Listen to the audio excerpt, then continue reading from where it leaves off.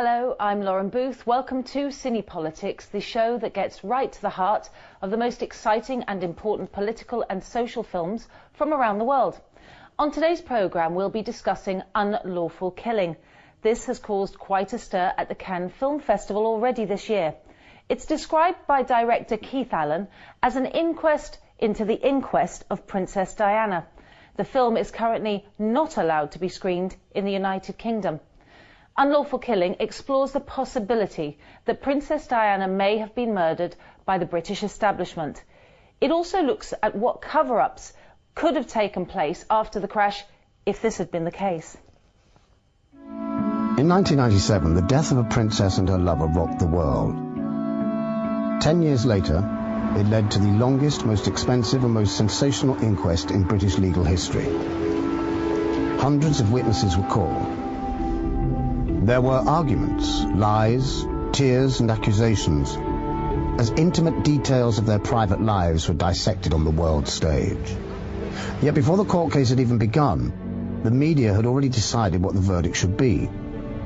However, in Britain and around the world, millions of ordinary people were convinced, and after the inquest still are convinced, that the deaths of Princess Diana and Dodi Fayed were no accident.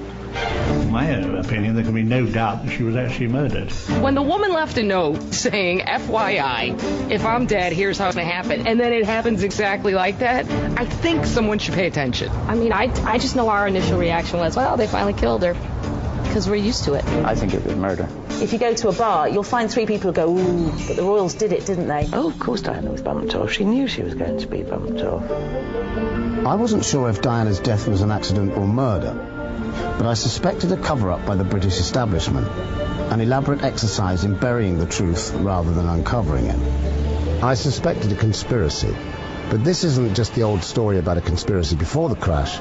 It's about a conspiracy after the crash. We all know that the biggest scandals are always the cover-ups. I mean, it isn't the Watergate, it's not the break-in, it's the cover-up which is the big scandal. When you have the head of the British security services calmly announcing we have never killed anybody in the last 50 years, I laughed out loud. What's the point of them then? I didn't believe it. And so if you don't believe that, where does that leave the rest of the establishment evidence? I decided to watch and wait, then tell the story that the press and TV news wouldn't tell. The result is a documentary that reveals what really happened during those 6 months in the Royal Courts of Justice. It is the inquest of the inquest.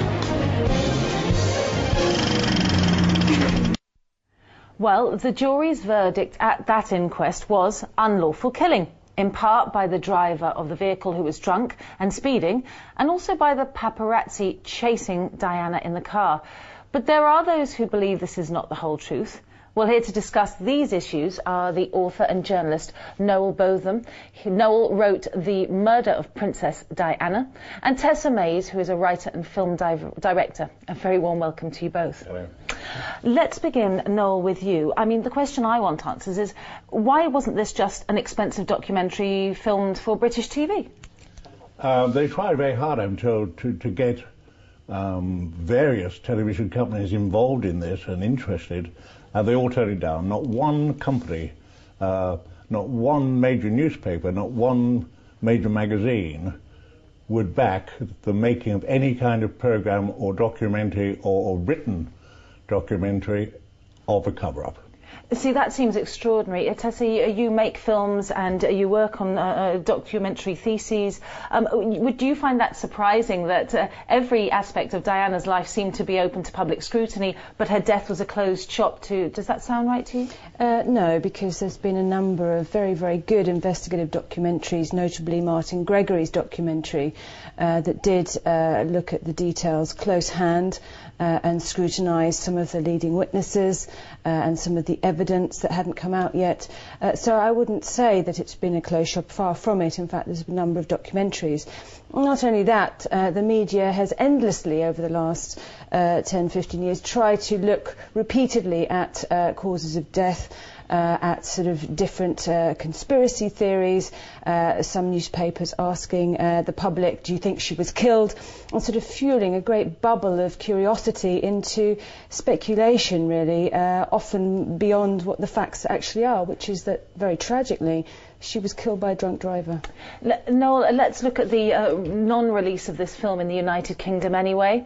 British censors and Legal Minds say it would take 87 cuts to the film in order to pass it for British showing. In the US, 1 cut would need to be made. Well, what does this say to you? What sort of cuts would they need to make? Well, they're probably talking an awful lot about British people in there, therefore the libel would be on British people. In America, these people would not be at the same risk of bringing libel suits. I would imagine this is one of the strong points. May I also add here that there was a third verdict from the jury, that of unlawful killing because of other vehicles following Diana's car. Apart from the paparazzi and the drunken driver, that was also mentioned by the jury. And not really made a feature of somehow. It's only because people only remember the unlawful killing verdict. Totally ignored, particularly by the BBC. Totally ignored, really, by the newspapers, because of course the jury were referring to the Fiat Uno, the small white car, which had pulled out in front of Diana's car moments before she entered the tunnel. Well, I know we're going to come to that in a second. Crash. We will see a clip of that, I believe, in the cuts in a second. You wrote a book, The Murder of Diana. Is that right? Yes, I did. And did you? What walls of silence, if any, did you come across? Enormous, in England and in Paris. When I first started to write this book, I thought I was writing a book on an accident. I told my publisher, do you really think it's worth doing this book because it's just an accident?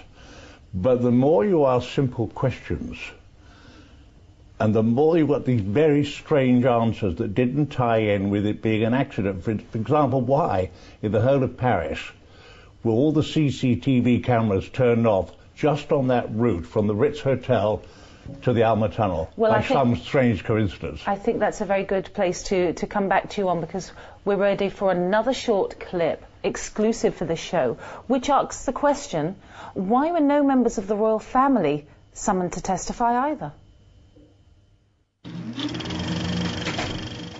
The inquest was held in the royal family's own court, so is it any wonder that the coroner, the royal representative in charge, decided that the key royal suspects need not even appear at the inquest to be questioned? Right from the inquest's first day, I thought, what if this woman's name had been Diana Smith, and she'd written in a note which had been subsequently unveiled, my husband Charles Smith wants me to die in a car accident, and subsequently she did.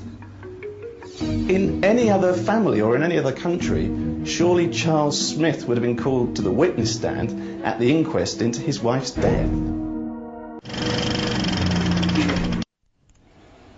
Well, let's ask you that. Tessa, what do you feel about that question? Should the royal family have been asked, any members of it, to the inquest? There was evidence directly leading to suspect that they had murdered someone, then obviously yes, but that is not the case here.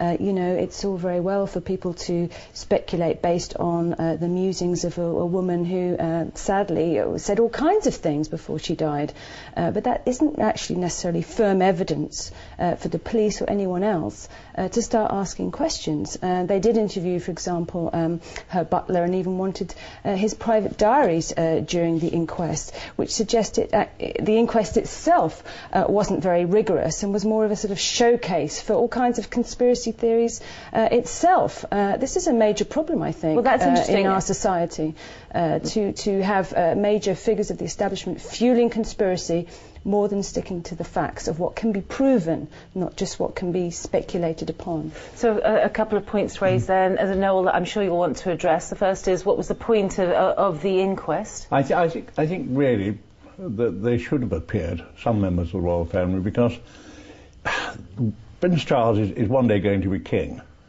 Diana's son is one day going to be king.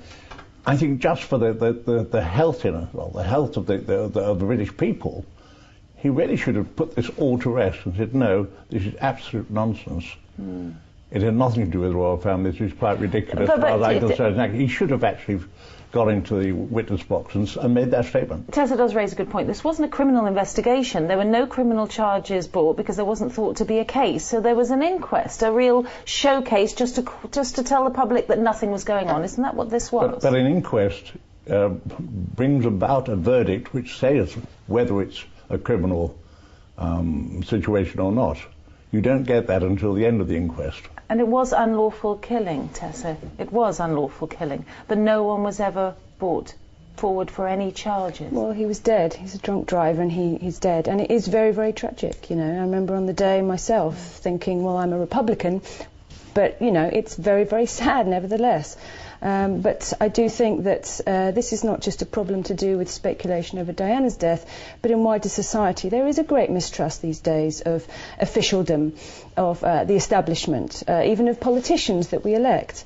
And as a result, we're doing ourselves a disservice when we just disbelieve everything and believe nothing.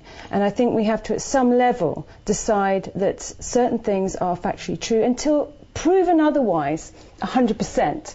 Not just in a speculative way. And I say that as an investigative journalist who, of course, we want to question, and like you as well, you know, I want to follow leads and find the evidence. But until you actually get the evidence, that's all these things are. They're questions with certain levels of evidence that are merely hearsay. Well, not necessarily absolute proof that something happened. But why have they never found the driver of the Fiat Uno?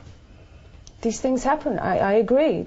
More sort of attention should be made to that. Until we have an answer. Hang on, I wanted to ask Tess 1 second. I wanted to go back to the letter, like you say, hearsay evidence, or the ramblings of a rather unwell woman. Was Diana just a paranoid who wrote down every thought in a rather childish, simplistic way to say, I think my husband's going to kill me? What does that really show? I don't know whether she was paranoid or not. She certainly wasn't 100% normal. I don't think. Right. At the end, she'd been under enormous pressure for years, partly through her husband's bad behaviour and his affair with Camilla, which must have caused her tremendous problems.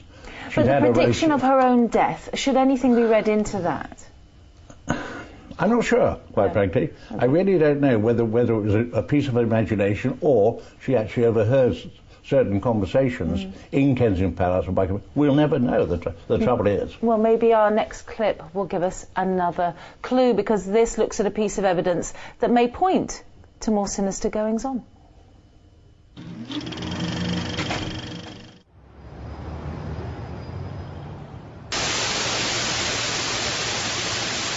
What you are seeing is what the CCTV camera at the entrance to the Armour Tunnel was recording at the time of the crash. Nothing. Because it was switched off, even though it was usually switched on 24 hours a day. Was that just another coincidence? Or something more sinister? Well, you do ask a good question. You say, how is it that every single traffic camera in that tunnel was switched off for not working? Even though no cameras recorded the crash, it is beyond doubt that a white Fiat Uno collided with Dodi and Diana's car in the tunnel and contributed to their deaths. The French police tried to deny its existence at first, but too many eyewitnesses saw it, and paintwork from a white Fiat Uno was found on the Mercedes, where the two cars had collided. So, who was driving it? Suspicions fell on James Anderson, a photographer with connections to the Secret Services. He had been following Dodi and Diana. Suspicions fell on James Anderson, a photographer with connections to the Secret Services. He had been following Dodi and Diana earlier in the month during their holiday in the Mediterranean, but he was not amongst the paparazzi who were waiting outside the Paris Ritz on the night of the crash. Anderson was a millionaire paparazzo, a very well-known member of the paparazzi on the continent, made a great deal of money out of royal pictures, lived in some style in the French countryside. He told police that he wasn't in Paris on the night of the crash, but gave two completely different accounts of where he had been. His wife and son also gave him contradictory alibis. Privately, he told friends that he had been there in the tunnel in Paris that night. Crucially, Anderson owned a white Fiat Uno. It was said of this Fiat Uno that it was up on chocks and didn't work. Well, that appears to be untrue too. It was driven many hundreds of miles around the French countryside.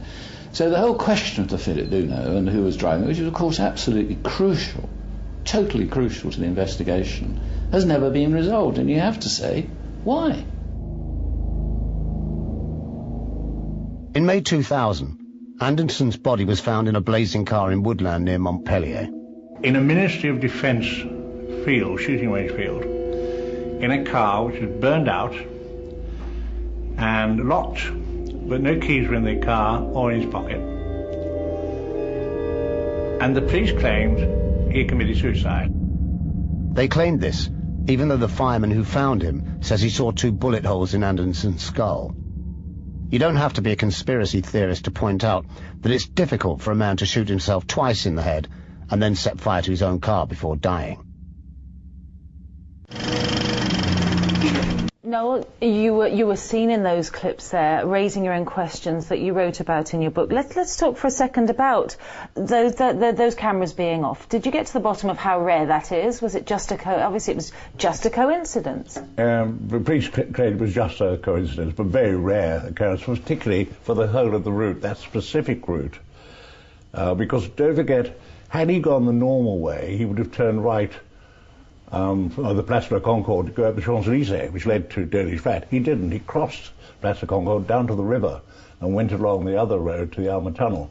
Not the normal route, though that was the route that the cameras were switched off on. And this man had, I think it was $3,000-something in his pocket in cash, the driver. I'm not suggesting he volunteered to commit suicide, but I think he was paid. He'd also had $220,000 paid into his account from intelligence sources in the previous 4 or 5 years. And this day, we believe he was given that money to take that specific route. He probably believed they were going to stop the car, perhaps kidnap Dodi or do something.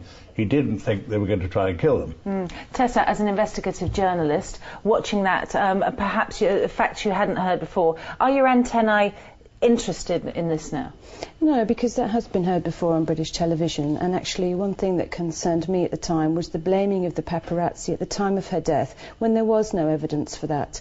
The paparazzi were rounded up, accused without evidence, treated absolutely appallingly, and all their photographs pretty much seized, actually. That kind of behaviour is clearly unacceptable, and I speak that as a member of the press for the paparazzi. They were then accused of her death, and ever more, in this country anyway, the paparazzi be given a bad name, and calls for privacy law came in, which I very much opposed and campaigned against at the time and still do.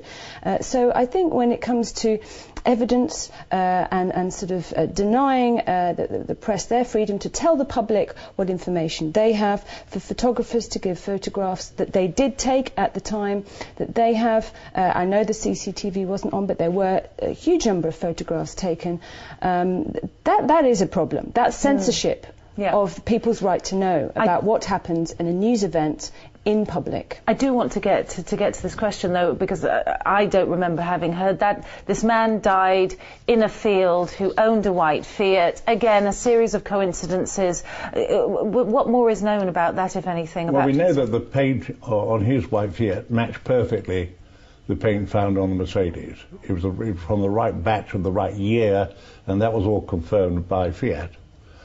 You've got to look at the other things, though. You see, not just the CCTV cameras being out. You've got to say, why did the police scrub down that road with detergents and reopen it to traffic after just a few hours? Had it been a Miss Nobody in London, they'd have kept the road closed 24 hours after such an accident and 3 people dying.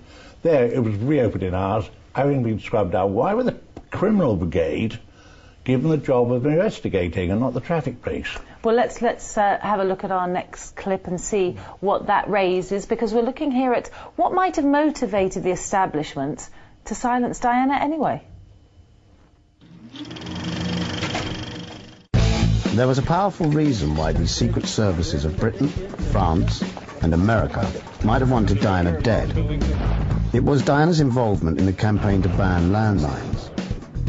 In the 1990s, some 85 million mines lay in wait in 62 countries. 2,000 people were being maimed or killed by them every month. A worldwide movement to ban anti-personnel landmines gathered speed during 1996. To everyone's surprise, even the world's most powerful politician was sympathetic to the ban. To end this carnage, the United States will seek a worldwide agreement as soon as possible to end the use of all anti-personnel landmines. Diana, Princess of Wales, took up the cause of the vengeance. In January 1997, she visited Angola, resulting in the greatest photo opportunity that the landmine campaign had ever had. One down, 1 million to go. firing. Her involvement caused huge anger amongst governments. In Britain, Government Defence Minister Earl Howe denounced her. 2 newspapers this morning quoting unnamed minister described as a loose cannon. This is an important, sophisticated argument, and it doesn't help simply to point at the amputees and say how terrible it is. I very much regret that because of her position she gets so much publicity for it. Simone Simmons was with Diana in February 1997 when a government defence minister made a threatening phone call warning the princess to end her involvement with the campaign, otherwise accidents could happen.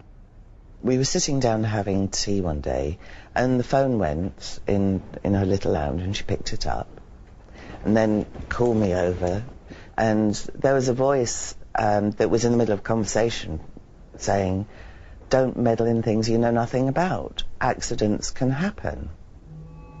She went a bit pale. She took it as a threat, and she said that was Nicholas Soames. Well, fascinating. Nicholas Soames, grandson of Winston Churchill, a bastion of the establishment, here accused, hearsay perhaps, of making a phone call, threatening phone call to Diana. Was she just a headache, or was she a danger at some point to national security, do you think, Noel? I think she was. Bill Clinton promised her in August that year that he would vote in favour of a ban on landmines at the Oslo conference, which was due to take place on the 19th of September. There was enormous pressure from the military in America to get him to stop that, to change his mind. Enormous lobbying at the White House. But because he had promised her in front of Hillary Clinton, when Diana had been staying with them, and had publicly said it in that August, we know he was not a very strong moral person, from various other stories. And it was thought by the military that with Diana alive, he would not change his mind. He would definitely vote in favour of a ban, which they did not want. Of course, after her death, 19 days later, Bill Clinton went to Oslo and voted against a ban on landmines. The only voice, in fact, in the West that voted that way, which he would never have had the moral courage to do had she been alive. I have a letter here from the National Security Agency. After Diana's death in 1998, less than a year after death, newspapers around the world were pushing the CIA, the FBI, and the National Security Agency to reveal their papers on Diana. What did they hold? They all came up with one answer, that they would keep back certain pages. The NSA kept very back short on time, 124 pages, that it would seriously jeopardize the security of the United States of America to release those pages, so they'll never be released. Thank you. Tessa, final word. 87 cuts to get it into Britain. Do you think this will ever be shown in Britain? Well, it should be. I mean, I don't agree with raising yet more of the same old conspiracy theories, but I do believe in freedom of speech, and so it should be shown. Otherwise, it will feel more conspiracy theories that it's been banned for the wrong reasons, as it were. By the way, I think the idea that Diana was some sort of freedom fighter for republicanism or some radical cause is absolutely ludicrous. She was very much towing the establishment line. In fact, when New Labour came in, she was in talks with them about what maybe she could do for the new political establishment. No, final word. Diana said, "I'm going to show you, so look what I do next." Do you remember on the yacht? Yes, indeed. I think she was going to actually take up war syndrome, stress syndrome, and fight for that too, which also would have appalled the military. Famously, she was involved at the end of her life with Dodi Fayed, an Arab and a Muslim, but again, that's just... Not liked by the establishment at all. Not liked by the establishment. So the future king would have a Muslim, perhaps half brother, half sister. Well, let's see if it ever gets shown. Thank you both for joining me, and I'm afraid that's all we've got time for on this very exciting Cine Politics. It leaves me to say a warm thank you to my guests, Noel Botham and Tessa Mays. Thank you again. We'd love to hear your views on this tetchy subject, so please email us at the address on the screen, cinepolitics@presstv.co.uk, or you can join our Facebook fan page for the latest news, and why not join the debate with your questions or suggestions for future films to discuss. But for now, goodbye.